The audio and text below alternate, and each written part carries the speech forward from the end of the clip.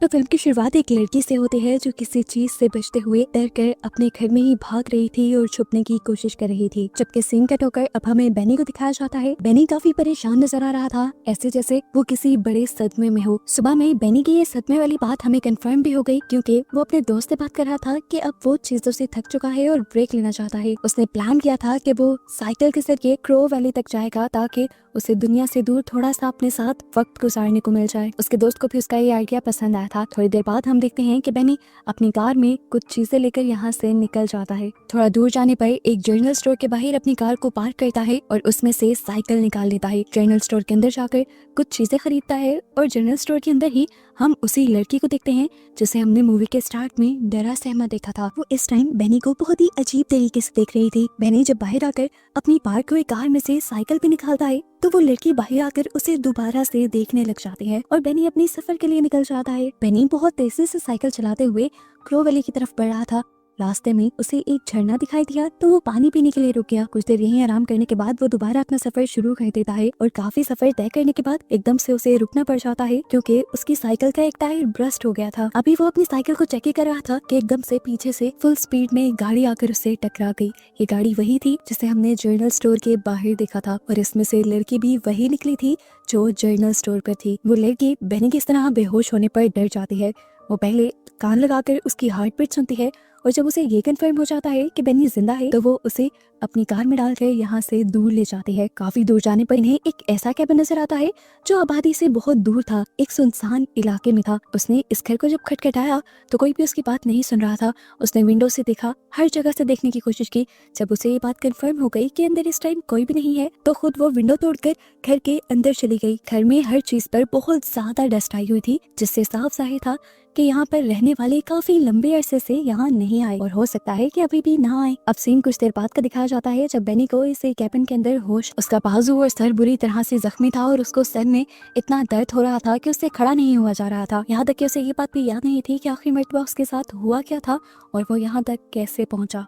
बेनी के होश आने पर वो लड़की भी उसके करीब आती है जिसने बेनी का एक्सीडेंट किया था। थोड़ी ही बातें करने पर उसे ये अंदाजा हो जाता है कि बेनी को एक्सीडेंट के बारे में कुछ याद नहीं, इसीलिए वो खुद भी कुछ सच नहीं बताती। बेनी जब उससे सवाल करता है कि मैं यहाँ पर कैसे आया तो वो झूठ बता देती है कि तुम मुझे रास्ते में बेहोश मिले थे और मैं तुम्हें उठाकर यहाँ करीब अपने अंकल के पेंट हाउस में ले आई। बेनी अब उससे कहता है कि तुम्हें एम्बुलेंस को कॉल करनी चाहिए थी, देखो मेरा बाजू कितना जख्मी है। तो ये सुनकर वो लड़की इनकार कर देती है और कहती है कि इस टाइम हम लोग क्रो वैली के अंदर हैं और क्रो वैली में दूर दूर तक कोई भी सर्विस मौजूद नहीं है।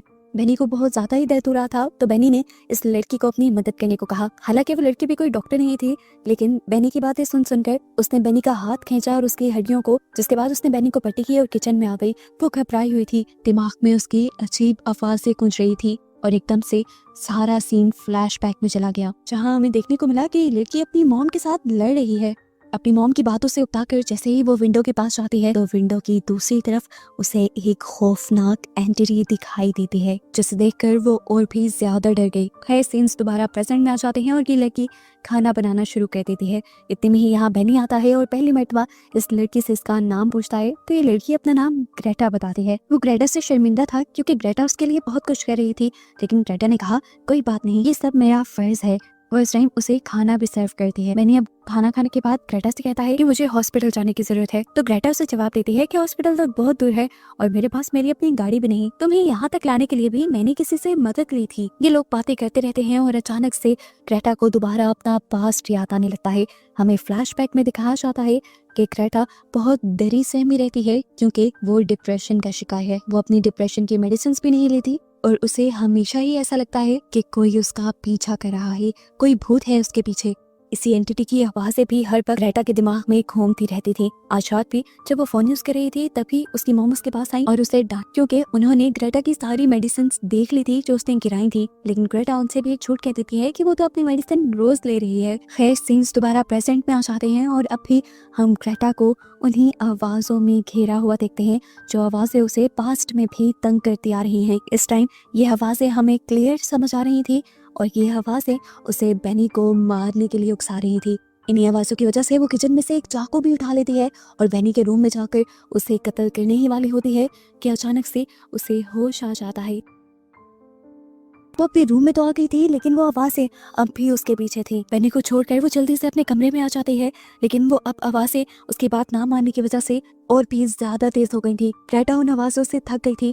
वो जल्दी से तकिए में मुंह छुपाकर जोर से चिल्लाती है और कोशिश करती है कि ये आवाज़ें बंद हो जाएं, पर ये आवाज़ें बंद होने का नाम नहीं ले रही थी। खैर, सुबह होते ही हम देखते हैं कि बेनी अपनी मदद के लिए बाहर निकल चुका है। उसे उम्मीद थी कि या तो उसे करीब ही कोई क्लिनिक मिल जाएगा जहाँ से वो अपना इलाज करा सकेगा, या उसे कोई लिफ्ट तो मिल ही जाएगी। चलते चलते वो काफी थक गया, लेकिन ना उसे क्लिनिक मिला और ना ही लिफ्ट। वो दरख्त के किनारे सांस लेने को ठहरा ही था कि उसे दूर जंगल में एक गाड़ी नजर आई। उसने करीब जाकर देखा तो ये सच में एक गाड़ी थी, जिसके बारे में उसने फौरन जाकर ग्रेटा को बताया। ग्रेटा भी ये गाड़ी देखती है। हालांकि हम जानते हैं कि ये गाड़ी ग्रेटा की ही है, लेकिन बेनी के सामने वो ऐसा एक्ट करती है कि जैसे उसे इस गाड़ी के बारे में पता ही ना हो। उसने भी ये गाड़ी पहली मर्तबा देखी हो।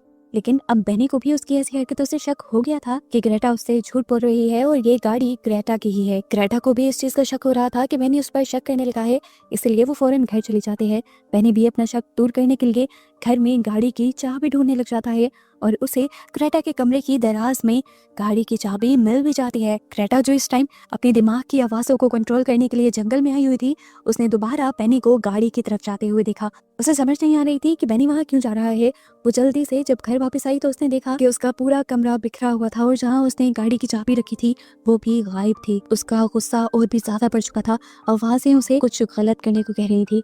अलमारी से वो बेसबॉल बैट निकालती है और बेनी के पीछे चल पड़ती है। ग्रेटा अब बेनी के पीछे आ चुकी थी। इससे पहले कि बेनी गाड़ी लेकर यहाँ से भाग जाता, ग्रेटा उससे कहती है गाड़ी से दूर हो जाओ। बेनी उसकी धमकी को समझ नहीं पाता। वो ग्रेटा से कुछ कहने ही लगता है तो ग्रेटा बेसबॉल बैट घुमाकर जोर से उसके सर में मारती है और उसे बेहोश कर देती है। वो अब घसीटते हुए बेनी को वापस घर में ले आई थी। किचन के फ्लोर पर एक शीट बिछाते हुए वो बेनी को एक कुर्सी पर बिठाकर उसे टेप से अच्छी तरह बांध देती है। बेनी जब होश में आया तो वो हैरान रह गया था कि एक इतनी सी लड़की उसके साथ ऐसा भी कर सकती है। वो ग्रेटा से कहता है, तुम ऐसा क्यों कर रही हो? मैंने तुम्हारा क्या बिगाड़ा है जो मेरे पीछे पड़ गई हो? तुम मुझे छोड़ दो, इसके बदले तुम्हें जो चाहिए, जितने भी पैसे चाहिए तुम मुझसे मांग सकते हो। इस टाइम ग्रेटा के सर पे भूत सवार था। वो बेनी की एक बात नहीं सुनती और एक हथौड़ा उठाते हुए उसे धमकी देती है कि अपना असल नाम बताओ वरना मैं तुम्हारा हाथ तोड़ दूंगी। वो अपना असली नाम बता देता है कि उसका नाम डेविड है और डेविड नाम सुनते ही ग्रेटा के दिमाग में चलने वाली आवाजें और भी तेज हो जाती हैं। उस आवाजों ने अब ग्रेटा को पागल कर दिया था। उन आवाजों के बहकाव में आकर एकदम से डेविड के हाथ पर वो हथौड़ा मारते हुए डेविड को बुरी तरह जख्मी कर देती है। उसके जोर से चिल्लाने पर ग्रेटा के दिमाग में चलने वाली आवाजें भी बंद हो जाती हैं और ग्रेटा भी होश में आ जाती है। होश में आने पर उसे एहसास होता है कि उसने ये बहुत गलत कर दिया था। इसके बाद ग्रेटा डेविड के पास जाती है और उसे एक पिक्चर दिखाती है जिसमें ग्रेटा के साथ उसकी बहन भी थी।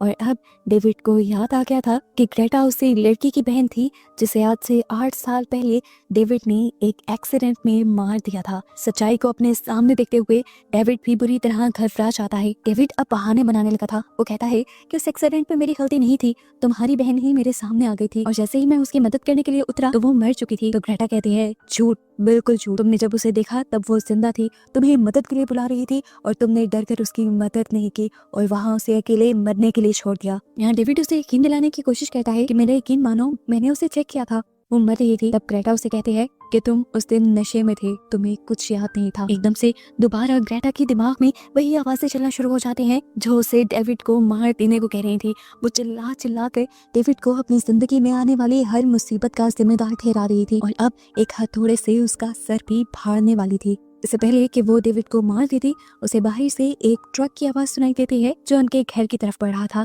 असल में वो इस घर का ऑनर था। ओलिविया बाहर जाकर उसे बुलती है और जब ये आदमी उससे पूछता है कि तुम कौन हो, तो वो बड़ा मासूम सा मुंह बनाकर कहती है कि मैं यहाँ से गुजर रही थी, मेरा एक्सीडेंट हो गया तो मुझे मजबूरी में यहाँ पर पनाह लेनी पड़ी। अब वो इस आदमी को अंदर जाने से रोकने के लिए कहती है, क्या आप मुझे थोड़ी दूर तक की लिफ्ट दे देंगे? वो आदमी ग्रेटा की बात का जवाब नहीं देता और उसके कपड़ों पे लगे खून को देखकर वो जान जाता है अंदर कुछ गड़बड़ जरूर चल रही है। इसलिए वो ग्रेटा को साइड पे करते हुए जल्दी से घर के अंदर जाता है। इससे पहले कि वो किचन की तरफ जाकर डेविड को देख लेता, नीचे पड़ा हुआ बेसबॉल बैट उठाती है और एक और मर्तबा उसे घुमाते हुए इस बूढ़े आदमी को भी बेहोश कर देती है। इस मर्तबा तो खून बहुत ज्यादा बह रहा था। उसने बहुत जोर से हिट कर दिया था। इतना तेज खून देखकर उसे दोबारा जब होश आया तो उसे एक और मर्तबा एहसास हुआ कि उसने बहुत गलत कर दिया है। उसने खून भी रोकने की कोशिश की लेकिन अब कोई फायदा नहीं था। ग्रेटा उसके दिमाग को डैमेज कर चुकी थी और खून बहने की वजह से उसकी मौत भी हो गई थी। ग्रेटा पूरी तरह टूट जाती है। वो इस आदमी को यहीं पर छोड़कर एक कमरे में जाती है और अपनी बहन की पिक्चर को देखकर रोने लग जाते हैं। यहाँ डेविड जो काफी टाइम से किचन में बंधा हुआ था, उसे भी ग्रेटा के पास ना होने की वजह से यहाँ से भागने का मौका मिल गया था। उसे किचन में जमीन पे पड़ी एक छुरी दिखाई देती है, जिसे उठाने के लिए वो अपने आप को जमीन पर गिरा देता है और छुरी से अपने हाथों को खोलने की कोशिश करता है। काफी देर की कोशिश के बाद वो अपना जैसे ही एक हाथ खोलता है तो फौरन ही अपना मुंह, दूसरा हाथ और अपनी टांगे भी आजाद करवा लेता है और तेजी से काउंटर पर पड़ी गाड़ी की चाबी लेकर यहाँ से भागने की कोशिश करता है। वो गाड़ी को फौरन स्टार्ट करके यहाँ से भागना चाहता था, लेकिन उसकी शायद किस्मत ही खराब थी क्योंकि गाड़ी का इंजन अब काम नहीं कर रहा था। इतने में अब ओलिविया को भी कुछ आवाजें आ गई थी। उसने जब जाकर देखा कि डेविड वहाँ पर नहीं है तो वो फौरन डेविड को पकड़ने के लिए गाड़ी की तरफ आई, क्योंकि वो जानती थी कि डेविड गाड़ी ही लेकर भागेगा। डेविड भी जब जंगलों में भागने की आवाज सुनता है तो जल्दी से गाड़ी से निकलकर छुप जाता है। यहाँ पर ग्रेटा बुरी तरह से डेविड को ढूंढ रही थी उसे मारने के लिए, लेकिन डेविड इस टाइम एक दरख्त के तने के नीचे छुपा हुआ था। ग्रेटा उसके पास से भी गुजर गई, लेकिन उसे शक भी नहीं हुआ। यहीं पर बहुत ही ज्यादा सदमे में डेविड को वो सब याद आता है जो चंद साल पहले उसने किया था। इसी क्रो वैली से एक मर्तबा जब वो नशे में गुजर रहा था तो उसने साइकिल पर सवार ग्रेटा की बहन का एक्सीडेंट कर दिया था। वो उसकी मदद करने के लिए बाहर भी निकला था, लेकिन उसने देखा कि ग्रेटा की बहन बेहोश हो चुकी है। उसकी नब्ज चल रही थी, वो जिंदा थी, लेकिन डेविड के अंदर इतनी हिम्मत नहीं थी कि वो इस लड़की की मदद कर सके। पुलिस के चक्रों से बचने के लिए वो दोबारा अपनी गाड़ी में बैठा और यहाँ से भाग गया। वो आज भी उसे वाकये की वजह से बहुत ज्यादा शर्मिंदा था। उसे दुख था उसने जो किया था, लेकिन फिलहाल वो इन सारी चीजों की वजह से अपनी जान नहीं गंवाना चाहता था। उसे जब महसूस होता है कि ग्रेटा वहाँ से दूर चली गई है तो वो दरख्त के नीचे से निकलकर बाहर आ जाता है। डेविड को याद आया था कि वो घर का ऑनर जो यहाँ आया था वो एक ट्रक में आया था। वो उसका ट्रक लेकर यहाँ से भागने का प्लान करता है और जैसे ही घर आता है और चाबियां ढूंढने की कोशिश करता है तो ग्रेटा छुरी के ऊपर उसी ऑनर के ट्रक की चाबियां लटकाई एकदम से डेविड के सामने आ गई। लेकिन उसने फैसला किया कि वो हिम्मत करेगा और गाड़ी की चाबी लेगा, लेकिन जैसे ही खड़ा हुआ तो फौरन से ग्रेटा उन चाबियों को साइड पे गिराते हुए चाकू से उसके ऊपर हमला करने की कोशिश करती है। ग्रेटा और डेविड दोनों नीचे गिर जाते हैं। ग्रेटा पूरी तरह से डेविड को मारने की कोशिश कर रही थी और डेविड अपने आप को बचाने की। इसी सब के चक्कर में डेविड ग्रेटा को पूरी तरह अपने काबू में भी कर लेता है। वो जो उसके हाथ से चाकू लेना चाहता था और ग्रेटा फोर्सफुली चाकू उसके पेट की तरफ बढ़ा रही थी, इसी धक्कम-पेली में वो चाकू ग्रेटा के ही पेट में स्टैक हो जाता है और ग्रेटा खुद ही यहाँ पर मर जाती है। डेविड जल्दी से यहाँ से गाड़ी की चाबियां उठाता है और फौरन ट्रक की तरफ भागता है। वो ट्रक लेकर यहाँ से जाने ही वाला था, लेकिन फौरन उसे एहसास हुआ कि हो सकता है ग्रेटा अभी जिंदा हो। वो पहले वाली गलती दोहराना नहीं चाहता था, वैसे किसी मासूम इंसान को अब मरने नहीं देना चाहता था, इसीलिए वो ग्रेटा की मदद करने के लिए वापस आया। घर में वापस आते ही उसने नब्ज चेक की, अभी ग्रेटा जिंदा थी। वो ग्रेटा को एक कपड़े पर लेटाते हुए खींचते हुए गाड़ी तक ले आया। डेविड जल्द से जल्द उसे हॉस्पिटल पहुंचाना चाहता था। सफर आधा तय हो चुका था, तभी ग्रेटा को होश आ गया। होश में आते ही ग्रेटा ने अपने पेट से चाकू को निकाल लिया और खून की लहरें वहां बह गईं। खून रोकने के लिए डेविड ने फौरन से गाड़ी रोकी और ग्रेटा का खून रोकने में मदद की, लेकिन अब कोई फायदा नहीं था। खून के ज्यादा बहने की वजह से ग्रेटा की भी यहाँ मौत हो चुकी थी। कहानी के अंत पर पता चलता है कि ग्रेटा अपनी बहन का बदला नहीं ले पाई थी। उसके कानों में जो आवाजें गूंजती थी, जो एंटिटी, जो भूत उसे दिखाई देता था, वो उसकी बहन का था और वही भूत उसे डेविड को मारने के लिए फोर्स कर रहा था। और जैसे ही ग्रेटा मर जाती है तो ये भूत कहानी के एंड पर हारे हुए डेविड को दिखाई देता है और बस यही दिखाते हुए ये कहानी यहाँ खत्म हो जाती है।